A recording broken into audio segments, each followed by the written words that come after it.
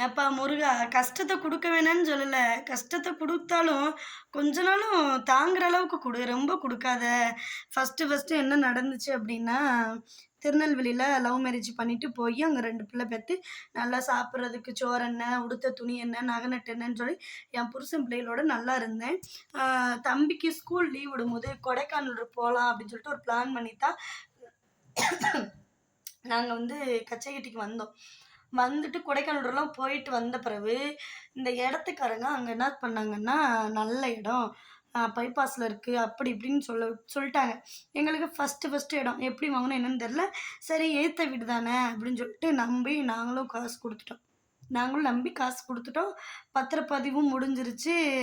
முடிச்சுட்டு எங்களுக்கு வீடு எதுவும் கிடையாது. வீடு கட்டுவோம்னு சொல்லிட்டு ஆரம்பிக்கும்போது தான் தெரியுது, பாத பிரச்சனை ஒண்ணு இருக்குது அப்படின்னு சொல்லிட்டு, பக்கத்துல இருக்கவங்க 2 பேருமே சொந்தக்காரங்க தான். சரி அதில பாதை இருக்குது. சரி போனா போட்டுன்னு அவங்களும் விடல. அவங்களும் சண்ட போட, நானும் சண்ட போட, அது ஒரு கேஸ் ஆகி, திருப்பியும் இந்த இடத்துக்காரங்க மேல நான் குடுத்து என்னை ஏமாத்திட்டேன்னு குடுத்து, அப்படி இப்படின்னு சொல்லி ஆரம்பிச்ச பிரச்சனையில, திருப்பி எங்க வீட்டுக்காரர் ஆக்சிடென்ட் ஆயி, திருப்பி எனக்கு இங்கலாம் வீக்கமாயி தொண்ட பேச முடியாம ஆயிருச்சு. தம்பியும் கீழ விழுந்துட்டான். சின்னவனுக்கும் சளி விடாத சளி, காய்ச்சல் அப்படி இப்படின்னு சொல்லி வந்துகிட்டே தான் இருந்துச்சு. அப்புறம் சும்மா நடந்து நார்மலா போவும். தரை தான். வேற எதுவுமே இருக்காது. தட்டி விட்டு ரத்த காடு ஒழுகும். இப்படியே தான் போய்க்கிட்டே இருந்துச்சு. இந்த இடம் வாங்கி வீடு கட்டுனதுக்கப்புறம். இந்த இடம் வாங்குனதுலேருந்தே. அதுக்கப்புறம் எனக்கும் எங்க வீட்டுக்காருக்கும் கொஞ்சம் சண்டை, சத்தம் அப்படி வந்துச்சு. அப்புறம் என்ன, எங்க அம்மாங்க வீட்டுக்கு எனக்கு போக இஷ்டம் இல்ல. அவங்க கூட பேச இஷ்டம் இல்ல. திடுதிப்புன்னு. எந்த ஒரு பிரச்சனையுமே இல்ல. ஆனா பேச பிடிக்கல, போக பிடிக்கலன்னு சொல்லிட்டு ஒரு 3 மாசம் அவங்க கூட பேசல. போகவே இல்ல. இப்போ என்ன ஆயிடுச்சுன்னா, அ இடுப்பு சரியான இடுப்பு பேக் பெயின் புடிச்சுக்கிட்டு, வேலை நான் வந்து செய்யக்கூடியவ தான். இங்க பாருங்க, என் விரல் ஃபுல்லாமே காய்ச்சி போய் தான் கிடக்கும். நான் வந்து வேலை வந்து நல்லா தான் செய்வேன்.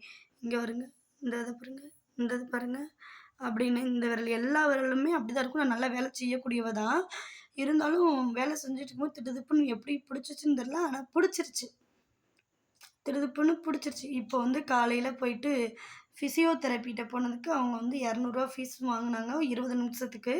ஏதோ ஒண்ணு வச்சாங்க. அது பேர்லாம் எனக்கு தெரியாது. அப்போ வந்து பெயின் வந்து ரிலீஃப் ஆச்சு. திருப்பியும் 6 டூ 9 வரைக்கும் இருக்கும். ஈவினிங்கா வாங்க அப்படின்னு சொன்னாங்க. இப்போ ஈவினிங் போறேன் திருப்பியும். ஆனா இப்போ என்ன பிரச்சனைன்னா, என்னால குளிக்க முடியல. ஏன்னா இப்படி மோந்து இப்படி ஊத்தணும். ட்ரம்முக்குள்ள கூட இப்படி மூக்க கூட என்னால முடியல. அந்த அளவுக்கு நிலைமையில வந்து நான் இப்போ உட்காந்து கிடக்கேன். அ எல்லாருமே சொல்றது என்னன்னா, வீடு கட்டினா இப்படி நடக்கும் அப்படின்றாங்க. சிலர் வந்து இடத்த வந்து பார்த்து வாங்கணும் அப்படிங்கிறாங்க. ஆனா எது உண்மை, எது பொய் எதுவுமே தெரியல. ஆனா உண்மையாவே சொல்றேன், நான் நல்லா இருந்தேன். இந்த இடத்த வாங்கினதுல இருந்து தான் எனக்கு இவ்ளோ பிரச்சனைகளே.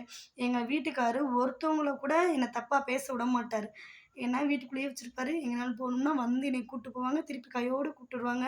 என் பிள்ளைகளுக்கு வேணுன்றத வாங்கி குடுப்பாங்க. எனக்கு வேணுன்றத வாங்கி தருவாங்க.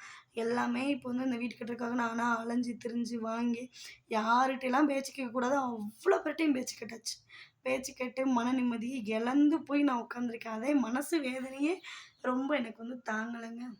ஆமாங்க. சொந்தக்காரங்கள ஃபர்ஸ்ட்டு சத்தியமா நம்பாதீங்க. சொந்தக்காரங்கள சத்தியமா நம்பாதீங்க. நான் நம்பி தாங்க இந்த இடத்துல நான் இப்படி உட்காந்துருக்கேன். இந்த வீடியோ பார்த்துட்டு அவங்க கம்ப்ளைண்ட் குடுத்தாலும் பரவால்ல. இந்த இடத்த வாங்கி தான் நான் மன நிம்மதிய இழந்து, நான் ஒரு 5, 6 டைம் போலீஸ் ஸ்டேஷன் போயிட்டு வந்துட்டேங்க. நான் போலீஸ் ஸ்டேஷன் படிவாசல் ஏறுனதே கிடையாது. நான் அந்த இடத்த வாங்கி தான் நான் போயிருக்கேன். ம். அவ்வளோ காசு குடுத்து நான் ஏமாந்து நான் போயிருக்கேன். Okay bye.